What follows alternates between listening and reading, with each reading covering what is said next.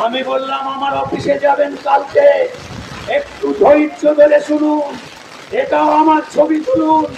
এই বৃষ্টির মধ্যে, আবহাওয়ার যে দুর্যোগ, তার মধ্যে বৃষ্টিতে মাথায় ছাতা নিয়ে আমি যে বক্তব্য রাখছি, এটা আমার ভারতবাসীর কাছে এটাও বার্তা চলে যাবে যে একজন বিজেপির প্রতি আনুগত্য, দেশপ্রেম থাকলে এটা করা যায়।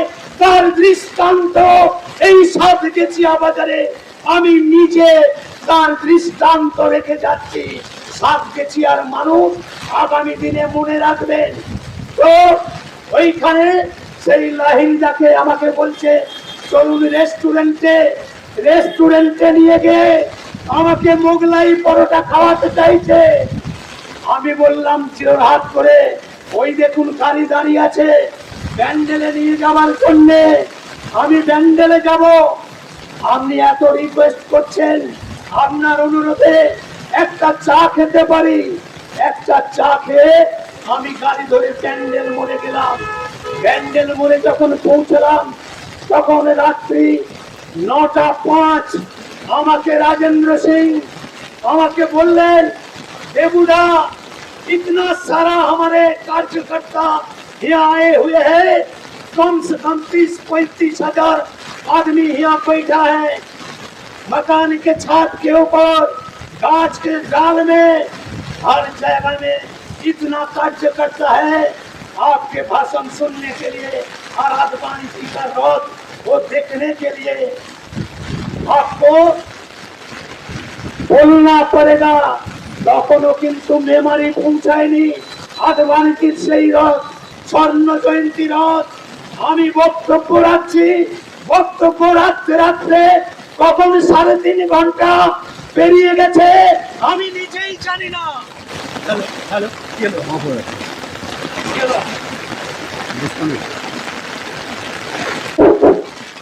আমি নিজেই জানি না কখন 3.5 ঘন্টা পেরিয়ে গেছে। 80 বছরের ঊর্ধ্বে একজন বয়স্ক ভদ্রলোক, সে তো শুভ্র সাদা ধবধবে পোশাক পরা, আমার বক্তব্য শুনতে শুনতে এতটাই আবেগ তাড়িত হয়ে পড়েছেন, উনি স্টেজের মধ্যে উঠে পড়েছেন, সরাসরি আমাকে কংগ্রাচুলেশন জানাবার জন্য উনি উঠে পড়েছেন। আমি মাইক্রোফোনের সুইচ বন্ধ করে দিয়ে বললাম, আপনার কথা আমি পরে শুনবো। উনি বলছেন যে দাদা আপনি বক্তব্য রাখছেন, আমি স্টিল নাও দাঁড়িয়ে আপনার বক্তব্য শুনছি। আপনি এত তথ্য কোথা থেকে পান যে সুনীল গঙ্গোপাধ্যায় সম্বন্ধে বক্তব্য রেখেছেন?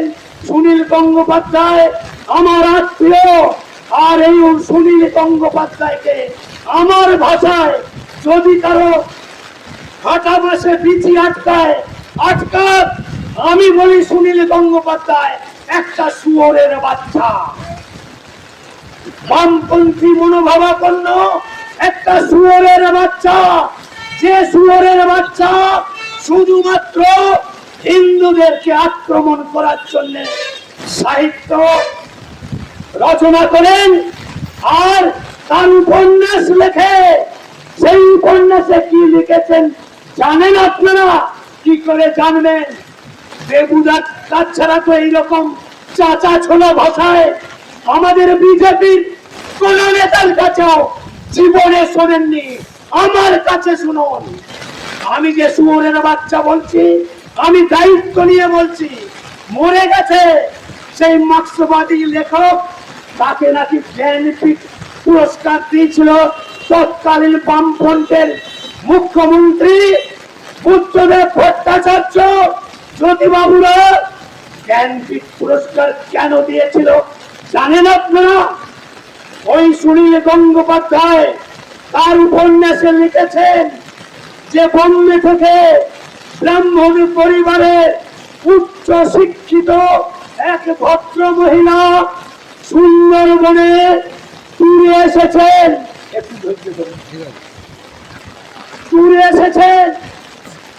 আর ট্যুরে এসে একটা ঘর ভাড়া নিয়েছেন। সেই সমুদ্র উপকূলের ধারে ঘর ভাড়া নিয়ে রাত্রে রয়েছে। আর হঠাৎ সেই রাত্রে ওই ভদ্র মহিলার ঘরে কুরুল দিয়ে দরজা ভাঙছে। আর উনি চিৎকার করে উঠে পড়ে চেঁচামেচি শুরু করে দিয়েছেন। উৎসুক জনতা এই আওয়াজ শুনে ওনার সেই যেখানে ঘর ভাড়া নিয়েছে সেখানে হাজির হয়ে গেছে প্রায় 300-400 মহিলা পুরুষ মিলিতভাবে পৌঁছে গেছেন। বলছেন কি হয়েছে দিদি? তখন বলছেন আপনারা আমাকে একটু ওই যে দরজা ভাঙতে এসেছিল ওনার কাছে নিয়ে যেতে পারেন? উৎসুক জনতা ওনারা ভাবছেন যে কি ব্যাপার, ওনার ঘরে দরজা ভাঙতে এসছে আর উনি ওনার কাছে যেতে চাইছেন। সেই ছেলেরা মেয়েরা জোট বেঁধে বললেন যে চলুন আপনাকে আমরা নিয়ে যাচ্ছি। যখন নিয়ে গেল সেই সমুদ্র কিনারায়, দেখছে নৌকার উপরে অর্ধ উলঙ্গ বাংলার ভাষায় কেঁচা মেরে একটা খেবলা জাল নিয়ে নৌকো থেকে মাছ ধরছে। আর ওই উচ্চ শিক্ষিতা হাই এডুকেটেড পার্সন মহিলা বোম্বে থেকে চলে এসেছেন। ওই নৌকায় যে ধর্ষক লম্পট চরিত্রহীন, তার নাম কি জানেন? তার নাম হলো জাভেদ মিয়া। সেই জাভেদ মিয়ার কাছে প্রগতিশীল উচ্চ শিক্ষিতা একটা ভদ্র ফ্যামিলির মহিলা একটা কামুক চরিত্রহীন লম্পটের কাছে আত্মসমর্পণ করে বলছেন, কাল তুমি যা আমার কাছে পেতে চেয়েছিলে তা কি এইভাবে পাওয়া যায়? দরজা ভেঙে আমি তোমার কাছে চলে এলাম, আমি তোমার কাছেই থাকবো। যথারীতি সেই নৌকায় মাছ ভাজা হচ্ছে। হঠাৎ একদিন তার মেয়ে জামাই হাজির খবর নিয়ে।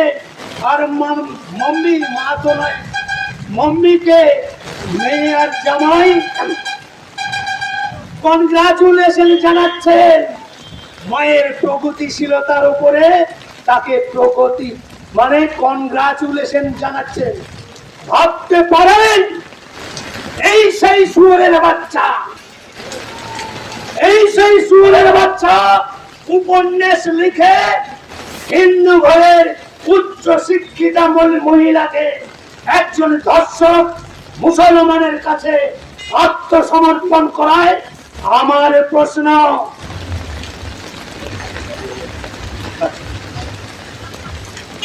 প্রশ্ন, এই উপন্যাসটা তো একজন মুসলিম মহিলাকে নিয়ে করা যেত, পিঠের চামড়া তুলে দিত। মুসলিম মহিলাকে নিয়ে এই রকম উপন্যাস লিখলে পিঠের চামড়া গুটিয়ে দিত। আমাকে সিগন্যাল দিয়ে গেলেন যে মাইক্রোফোন নাকি বডি হয়ে যাচ্ছে, আপনি এবার থামুন। হাত দিইনি আমি। তো যাই হোক, আমি যে ওই ব্যান্ডেল মোড়ে যে প্রোগ্রামটা করেছি ওই ভদ্রলোক তো চলে গেল। তারপরে লাল কৃষ্ণ আদবানিজির রথযাত্রা ঠিক এই ব্যাখ্যা করেছিলাম। ওখানে 30,000-35,000 মানুষ অধীর আগ্রহে আমার বক্তব্য শুনছিল। আর রাত্রি যখন 1:10 বাজে তখন লাল কৃষ্ণ আদবানিজির সেই স্বর্ণ জয়ন্তী রথযাত্রা ব্যান্ডেল মোড়ে পৌঁছালো। সেই রথযাত্রায় ছিলেন প্রয়াত তপন শিকদার, প্রয়াত বিষ্ণুকান্ত শাস্ত্রী থেকে আরম্ভ করে রাজ্যের তৎকালীন দিনে বহু বরিষ্ঠ নেতা। আর আমি মঞ্চে 4 ঘন্টা 10 মিনিট অনর্গল চিৎকার করেছি। যাই হোক, ধন্যবাদ। বন্ধ করে দিয়েছেন।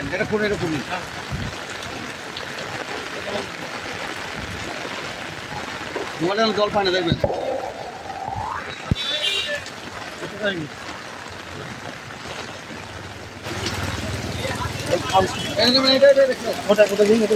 ওটা নিয়ে আসুন, আমারই।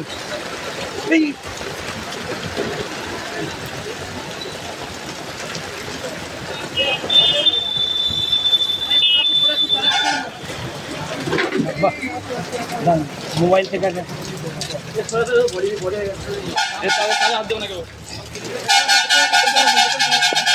আচ্ছা স্ট্যান্ডটা পড়ে যাবে।